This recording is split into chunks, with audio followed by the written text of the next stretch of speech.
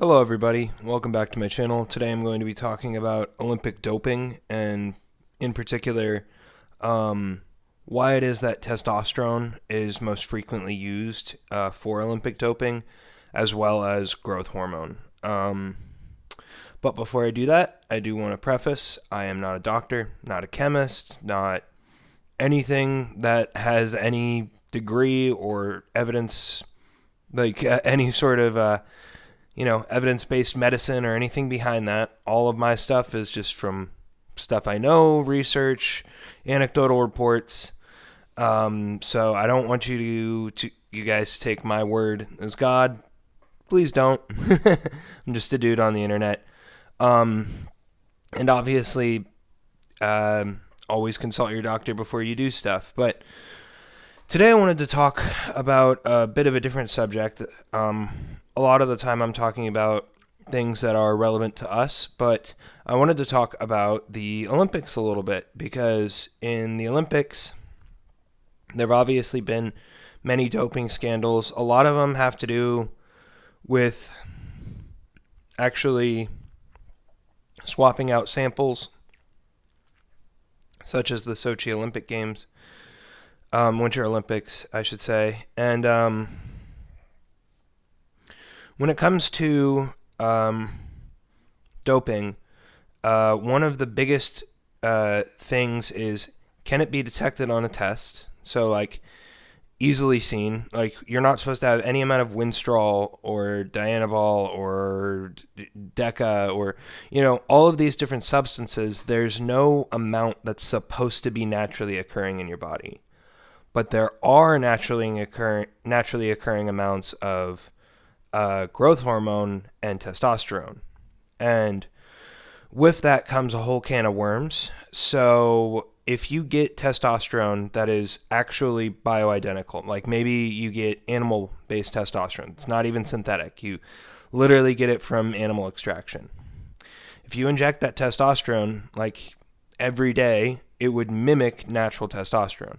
And let's say around the Olympics you try to just a month before, testing is going to be relevant and you need to have a lot of those epi-testosterone ratios back, you just stop taking it, and theoretically you could get to a normal level. A lot of people, I imagine, if they're doing this though, they would just never go off, because if it's truly bioidentical, they don't have anything to hide. They would just lower the dosage when they go into competition. So they'd be on mega doses outside of competition and normal doses during competition. Growth hormone is even easier, however, because growth hormone has such a short half-life. Now, you need a lot of money for growth hormones, but I mean, to be fair, I don't even know how somebody would go about finding bioidentical testosterone, because I've only ever heard about it when I say bioidentical, I mean from like an animal source, the thing that would degrade just as fast as normal testosterone to the body. I don't even know where you go about finding something like that.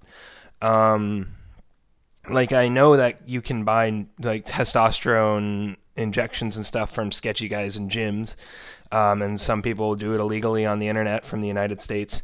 But this is stuff that I've only ever talked about, and so I don't even have relevant information in terms of I'm sure there was a guy that at the gym I went to who was selling stuff, but I don't know.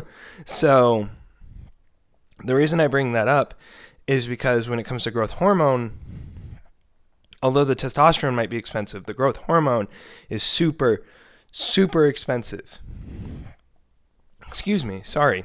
I think I'm having some gastrointestinal or gastric reflux. I'm sorry, acid reflux. That's the word. And so when it comes to taking growth hormone, it is a very short half-life. It is very easy to get it in, raise your IGF-1, which would improve your ability to perform, and then once it's gone, it's gone. It's no longer detectable. And because us as adults don't produce that much growth hormone regularly anyways, there wouldn't be much of a suppression element. Like, you couldn't just go into someone's blood work and be like, oh, this is very clearly suppressed growth hormone levels. because as adults, we typically just don't have high growth hormone levels anyway. you'd have to go into some more tedious methods of determining the growth hormone exactly. Now, if you took something like an MK677 that increases your growth hormone, you would most likely get caught for having MK677, which is a banned substance in WADA tested leagues. They would find it because there would be either that or a metabolite of MK67 downstream. But the thing is, if you use bioidentical testosterone and you use bioidentical growth hormone, it's bioidentical. It downstreams two metabolites that are already supposed to be there. So as long as you're not taking a crazy amount of testosterone, which will have a longer half-life than theoretically than growth hormone, then you won't get caught. In terms of competition, as far as like, okay, so if you're taking it through competition, you're on the equivalent of a bodybuilder dosage of 500 milligrams of testosterone a week with suspension, but whatever that equivalent would be.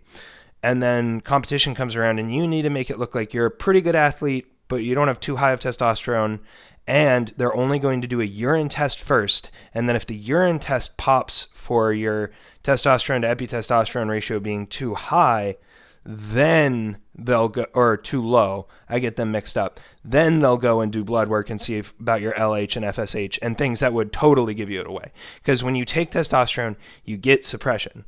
But if you can trick the first urine sample test in most of these sports, different sports also have different testings, which confuses the hell out of me.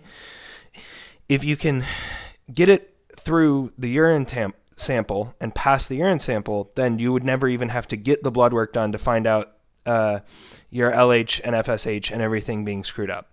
Because it's pretty clear if you have a normal amount of testosterone and your LH and FSH are non-existent, the things that make your body produce testosterone, you were on something. Now, that's the way it was a few years ago. I don't know if WADA has recently changed how they do stuff, though specifically in regards to sprinters. Derek has talked about this in regards to one specific sprinter who I believe won a medal and then had it taken away.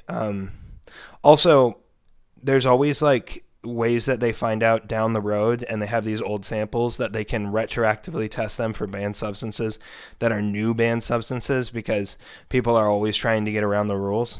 And I mean, I would imagine as far as the most commonly utilized performance enhancing drug in the Olympics, it would, in my opinion, it would have to be growth hormone, because growth hormone is so easy to get away with unless you have random testing, and it's very good at detecting IGF-1, if it even detects IGF-1, because a lot of tests don't even cover it. That's my guess. Now, there's a big controversy over whether growth hormone actually improves physical ability. I personally think it does, but I don't compete at an Olympic level or anything like that, so I don't have a lot of inside knowledge about what everybody does. I mean, I've just read anecdotal reports online, and again, if you can't afford it, I don't think you're using it, because you'd be going into debt just trying to get this prescription. Even if you were doing it through legal means, you would have quite a tough time trying to convince your insurance to give it to you as a prescription.